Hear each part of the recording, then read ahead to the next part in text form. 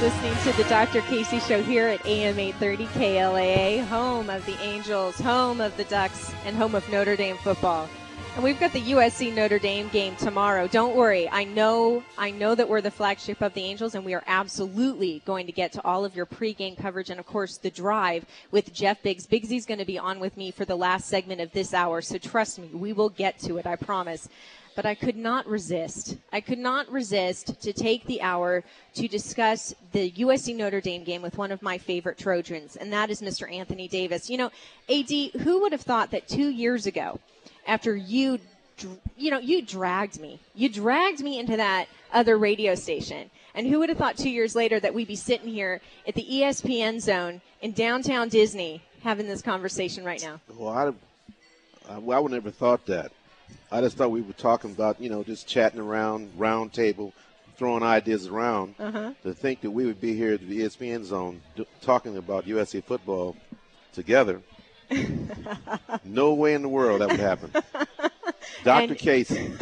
And here we are.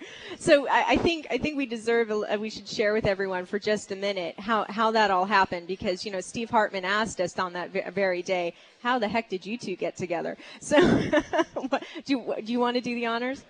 Well, you revamped that, because, I've been around you so much in different I'm sort of, all right. I'm lacking in memory. Because I've been around you so many times. We talked about so many various different things about life and all kind of issues. Yeah. I think it was down in Mission Viejo. Yep, my hometown. Your hometown. We started talking about that, and we started kicking things around, and then I started telling you about what I was doing, and I made some calls. I said I thought this woman would be great on radio, and that's how it started. I called Steve Hartman and told him. It's all your fault. All your fault, man. Well, yeah, what happened was I heard that you were going to be making an appearance, and I was very interested to hear some of your life stories.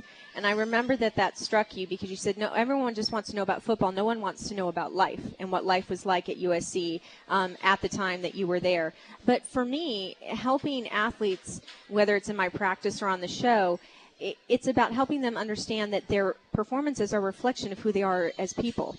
And your philosophies on life work so well for you, I wanted to help to translate that for other people. And now you're doing exactly that, because you have a book coming out that's going to help to share what your story is. And what's the title of the book? If My Nikes Can Talk. And that title was derived by a guy by the name I call my life coach, a guy by the name of Leonard Wayne at leonardwayne.com. And he's the one who actually pushed me in doing this. And he sort of convinced me, because there's been so many books written about USC football, USC Notre Dame rivalry, and I'm documented in so many books. But in my estimation, looking back at some of those books, I agree with Leonard, because there's a lot of things that have been said about USC football in the years I was there. Some got it right, some didn't. Most of the time they didn't get it right, so they're not accurate. So I came to the conclusion that I'm going to tell my story. As far as I'm concerned, the early 70s was the greatest time in the school's history. So I felt that I should give my inside stories, from my perspective, what went on at the time, and that's why I decided to do the book.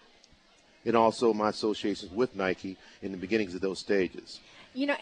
And let's be honest, recently, especially last year, some people who didn't do their homework said some somewhat critical things locally. And I want to give you a chance to let your Nikes talk, because even on my show, we have had an exclusive conversation with one of the founding fathers of Nike and one of the current historians, Nelson Ferris. Yes. And Nelson came on the show, and he didn't thank Coach McKay. He didn't thank USC. He extended a thank you to you specifically for being the critical catalyst that allowed that small, tiny, fledgling company, previously known as Blue Ribbons, to go from the garage and McDonald's to the place where it is now. And you know what, you got to have, people need to, recognize that there is a real need to respect history rather than just pick it apart. And I'm so glad that you're coming out with this.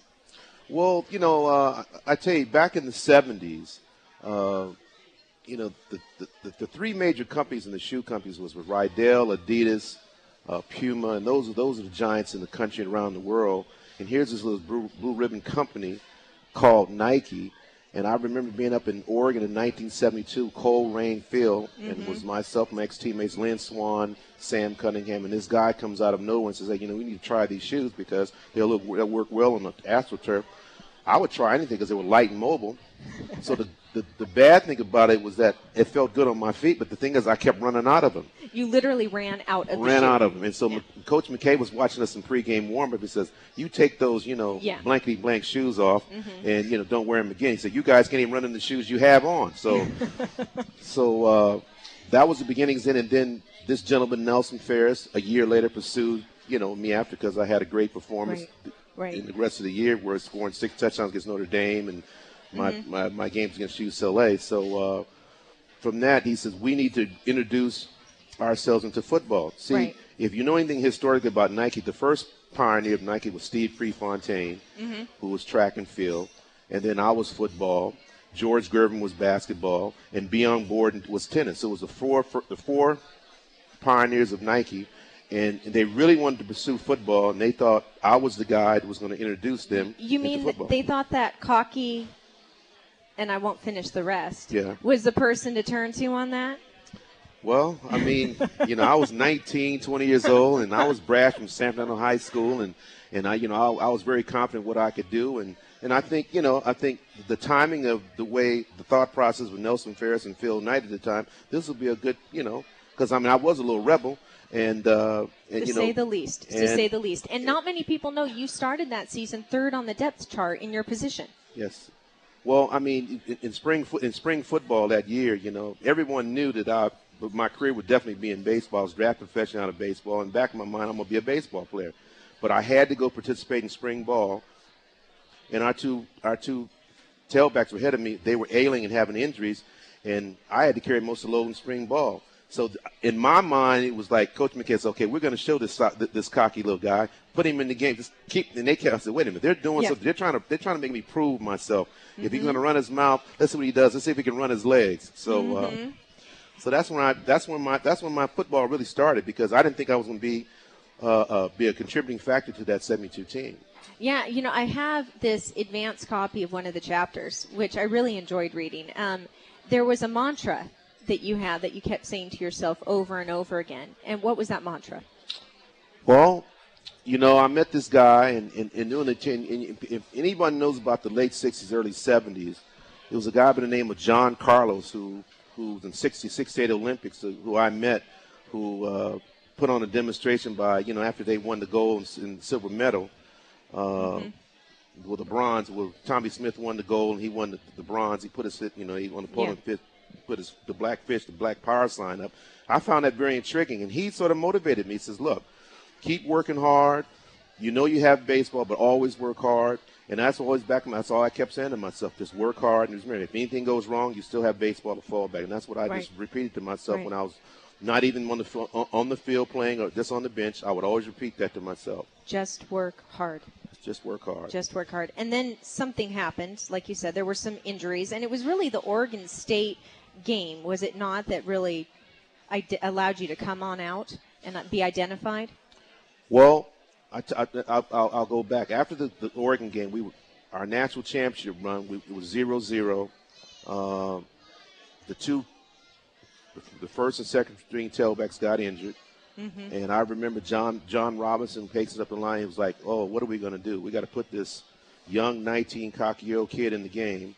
And I saw him walking down the bench with pouring rain. He says, get ready, you got to go. And it was doing the defensive because the Oregon had the ball offensively. So his policy was all the tailbacks had to be at the sideline with Coach McKay. So I was on the bench sitting and not realizing that these two backs had went down. So Coach Robinson. So you were back there shivering cold. Yeah, I was wrapped up, and he came to me and says, you got to go, get ready. I looked at him like, are you crazy? Go where? He says, you got to go in the game. So was history now. I started the game in the second quarter. I rushed for 206 yards and 2 touchdowns. It preserved our national title. We beat Oregon 18-0. We've had, and traditionally, SC's always had bad luck up in the Northwest, Oregon State. And then the following week, I was sitting in the hotel. Wait, AD. You glossed over something there for a second. 2 touches, 2 plays, 2 touchdowns. Yeah, well, I'm trying to be a little modest. Okay, well, I'm not going to let you. I'm not going to let you do that. And some people thought it was a fluke. But then come these next games, comes UCLA, comes Notre Dame, and we're going to have to take a quick break. I want to